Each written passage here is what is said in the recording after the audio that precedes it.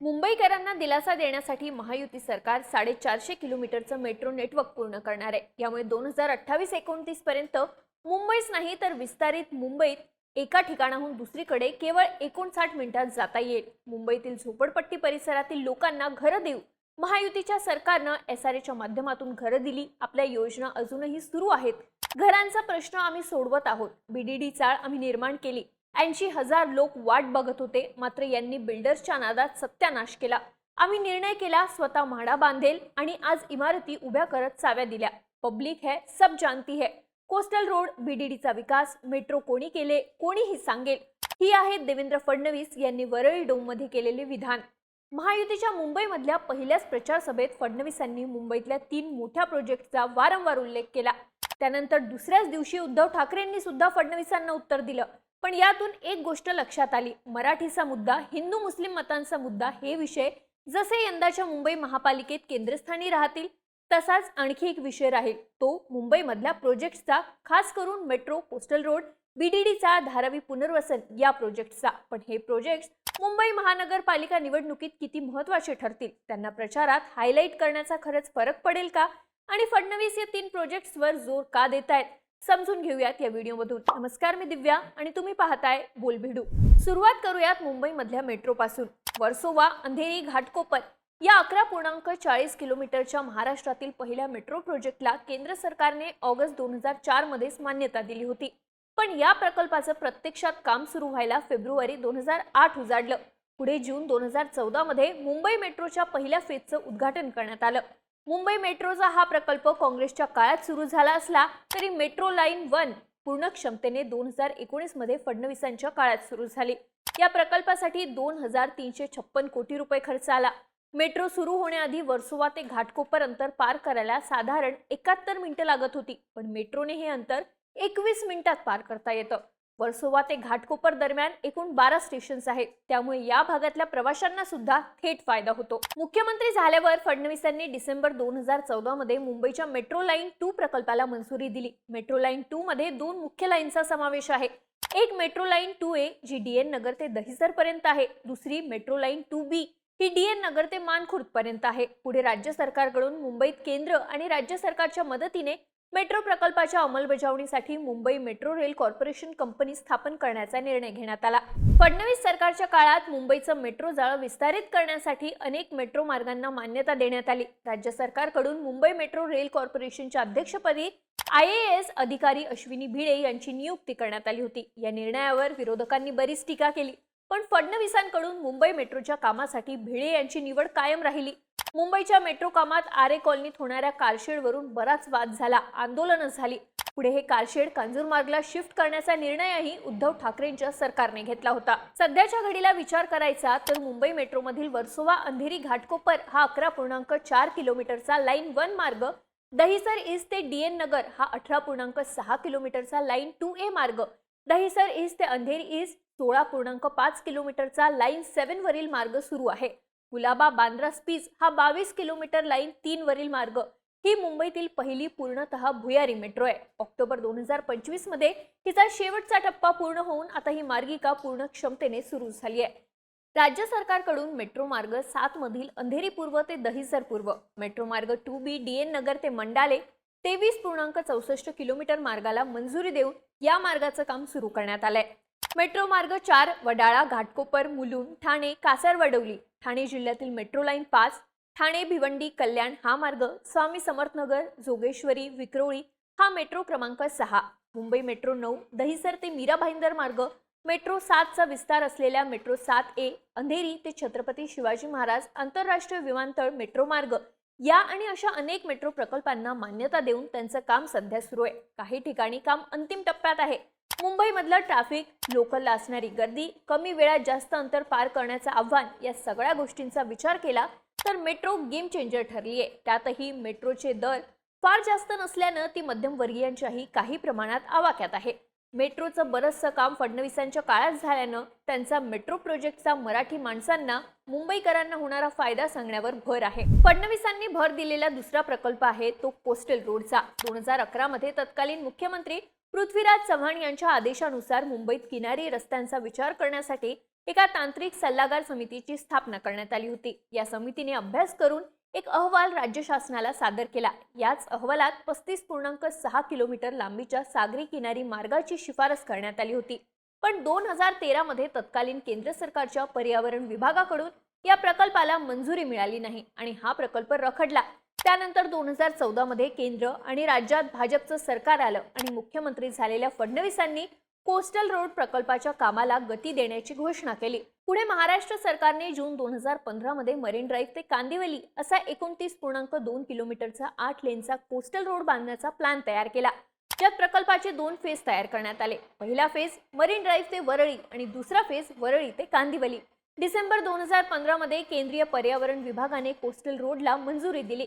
मग Maharashtra coastal zone management ऑथॉरिटीची स्थापना सरकारकडून करण्यात आली। डिसेंबर 2018 मध्ये कोस्टल रोडच्या पहिल्या टप्प्याचं भूमिपूजन झालं। या प्रकल्पाच्या विरोधात नागरिकांनी कोर्टात याचिका दाखल केल्या आणि जुलै 2019 मध्ये मुंबई उच्च न्यायालयाने कोस्टल रोडच्या कामाला स्थगिती दिली। नंतर हा वाद सर्वोच्च न्यायालयात गेला आणि डिसेंबर 2019 मध्ये सर्वोच्च न्यायालयाने कोस्टल रोडवरील स्थगिती उठवली। पुढे कोरोनाचे निर्बंध शिथिल झाल्यानंतर कोस्टल रोडच्या कामाला सुरुवात झाली। सध्या दक्षिण मुंबईतील पहिल्या टप्प्याचं म्हणजेच प्रिन्सेस स्ट्रीट ते वरळीचं 92% जास्त काम पूर्ण झालंय। या मार्गाचे काही टप्पे वाहतुकीसाठी खुले करण्यात आले।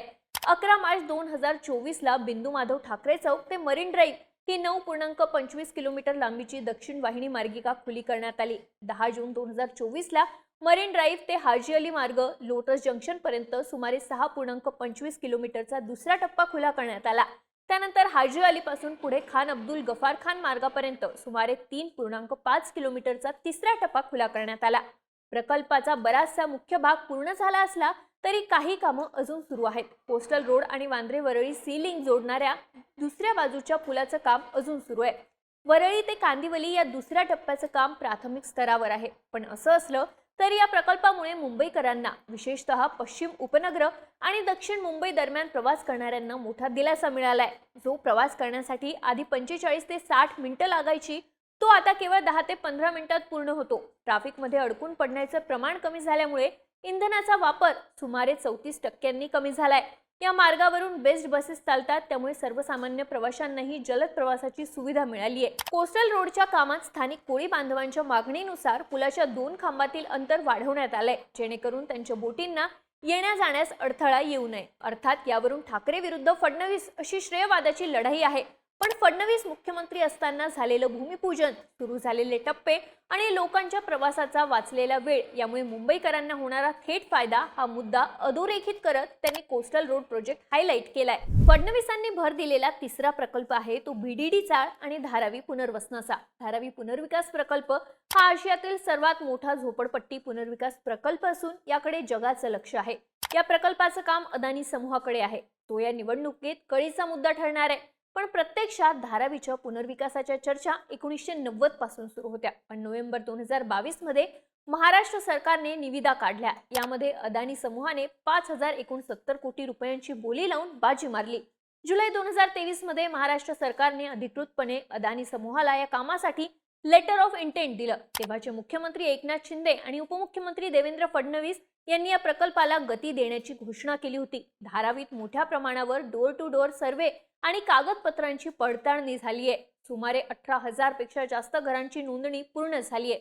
पुनर्वसनासाठी रेल्वे आणि इतर सरकारी जमिनींची हस्तांतरण प्रक्रियाही पूर्ण झाली आहे। धारावीचं एकूण क्षेत्रफळ 253 हेक्टर आहे। त्यापैकी 174 हेक्टरचा पुनर्विकास केला जाईल। हा प्रकल्प झोपडपट्टी पुनर्वसन प्राधिकरण म्हणजेच SRA आणि धारावी पुनर्विकास प्रकल्पामार्फत पूर्ण केला जाईल। या प्रोजेक्टमुळे सुमारे 10 लाख लोकांना हक्काची घरं मिळतील। झोपडपट्टी मुक्त मुंबईसाठी हे महत्त्वाचं पाऊल ठरेल। हा रखडलेला प्रकल्प आम्ही मार्गी लावला म्हणत भाजपकडून हा प्रकल्प हायलाइट केला जाऊ शकतो। पण वरळी डोममध्ये केलेल्या भाषणात फडणवीसांनी वारंवार बीडीडी चाळीचा मुद्दा हायलाइट केला। बीडीडी चाळी या ब्रिटिशकालीन मुंबईत 1920 ते 1925 दरम्यान बांधलेल्या चाळी आहेत। सध्या त्यांचं रिडेव्हलपमेंट केलं जात आहे। हा आशिया खंडातल्या सर्वात मोठ्या रिडेव्हलपमेंट प्रोजेक्ट्सपैकी एक प्रोजेक्ट आहे। ऑगस्ट 2021 पर्यंत मुंबईतल्या वरळी, नायगाव आणि NM जोशी रोड परिसरात एकूण 195 बीडीडी चाळी आहेत, ज्या 86.98 एकर क्षेत्रात पसरलेल्या आहेत। यापैकी वरळी इथल्या बीडीडी चाळी सर्वात मोठ्या म्हणजे 59.69 एकर परिसरात आहे. तिथे जवळपास 12,000 कुटुंब राहतात. 195 पैकी 121 बीडीडी चाळी वरळी इथे आहेत. या चाळी 100 वर्षांहून अधिक जुन्या असल्यामुळे सुरक्षेच्या दृष्टीनं धोकादायक आहेत. त्यामुळे त्यांच्या रिडेव्हलपमेंटची मागणी बऱ्याच काळापासून केली जात होती. 2017 मध्ये मुख्यमंत्री देवेंद्र फडणवीस यांच्या नेतृत्वाखालील सरकारनं 17,000 कोटी रुपयांचा रिडेव्हलपमेंट प्लॅन लॉन्च केला. या प्लॅननुसार 16,000हून अधिक अपार्टमेंट मधल्या रहिवाशांना नवीन इमारतींमध्ये मोफत घरं मिळतील असं म्हटलं होतं. पण पात्रतेचे निकष, कॉन्ट्रॅक्टर्सची निवड आणि करार संबंधीच्या समस्या यामुळे हा प्रोजेक्ट सुरू होऊ शकला नाही. ऑगस्ट 2020 मध्ये मुख्यमंत्री उद्धव ठाकरे आणि शरद पवार यांनी बीडीडी चाळीच्या रिडेव्हलपमेंट प्रोजेक्टला पुन्हा चालना दिली.